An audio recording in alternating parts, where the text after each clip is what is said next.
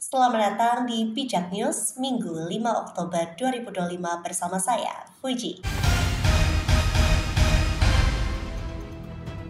Informasi pertama, Menteri Keuangan Purbaya-Yudi Sadewa menegaskan prospek ekonomi Indonesia tetap cerah meski sempat memperlambat akibat kesalahan kebijakan moneter. Ia mengakui perlambatan 2023 hingga 2024 terjadi karena pengetatan likuiditas berlebihan. Namun, pemerintah kini fokus memperbaikinya. Jadi kerjaan saya ke depan cuma mengembalikan itu aja.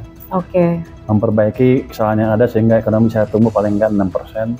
Nanti kalau diperbaikan yang lain bisa 6,5 sampai 7, tentunya perlu waktu ya. Kerjaan saya ke depan cuma mengembalikan itu aja, memperbaiki kesalahan yang ada sehingga ekonomi bisa tumbuh paling enggak 6%, kalau diperbaiki dengan baik bisa 6,5 sampai 7%. Ujarnya Kamis 2 Oktober. Purbaya menekankan pentingnya sinkronisasi kebijakan fiskal dan moneter, mencontohkan keberhasilan Indonesia menghadapi krisis 2008 hingga 2009 dan pandemi 2021 saat pertumbuhan tetap positif, serta menegaskan target defisit nol bisa tercapai bila kebocoran pajak dan tata kelola sumber daya diperbaiki. Ia menilai perlambatan lebih banyak disebabkan kebijakan internal bukan faktor eksternal. Yang menyebabkan perlambatan ekonomi adalah kesalahan kebijakan kita sendiri, memperketat uang tapi enggak sadar, ujarnya. Purbaya menekankan pentingnya kebijakan adaptif dengan likuiditas memadai agar kredit, konsumsi, dan investasi tumbuh. Ia juga menekankan efisiensi fiskal dan koordinasi erat dengan Bank Indonesia. Jadi yang menyebabkan perlambatan ekonomi adalah kesalahan kebijakan kita sendiri sebetulnya. Yang memperketat uang itu. Iya, memperketat uang tapi nggak sadar. Orang mungkin takut, orang banyak saya diprotes. Kalau nyetak uang kan bisa menurunkan inflasi. Kalau gitu Bank Sentral nggak ada gunanya di dunia, kita bubarin. Kenapa? Dalam jangka panjang mungkin ya, tapi dalam jangka pendek kelihatannya enggak.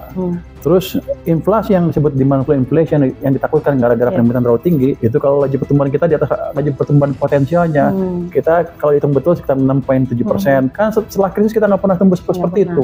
Dengan langkah fiskal dan moneter yang tepat, ia optimis ekonomi Indonesia bisa kembali tumbuh kuat minimal 6% bahkan hingga 7% bila konsisten dijalankan. Informasi kesehatan, BGN sebut nitrit menjadi penyebab keracunan massal 1.315 siswa Bandung Barat usai makan MBG. Pada tersebut tercatat 4 kali lipat batas aman, Jumat 3 Oktober. Informasi nasional, DPR desak pesantren wajib miliki sertifikat laik fungsi atau SLF demi keamanan santri usai runtuhnya pondok pesantren Al-Konzini yang menewaskan 13 orang dan melukai puluhan lainnya, Sabtu 4 Oktober. Informasi luar negeri, drone Rusia tewaskan jurnalis Prancis Anthony Lalikan di Donbas, Ukraina, sementara jurnalis Ukraina terluka. Insiden ini dikecam sebagai kejahatan perang. Sampai bertemu di informasi bijak berikutnya.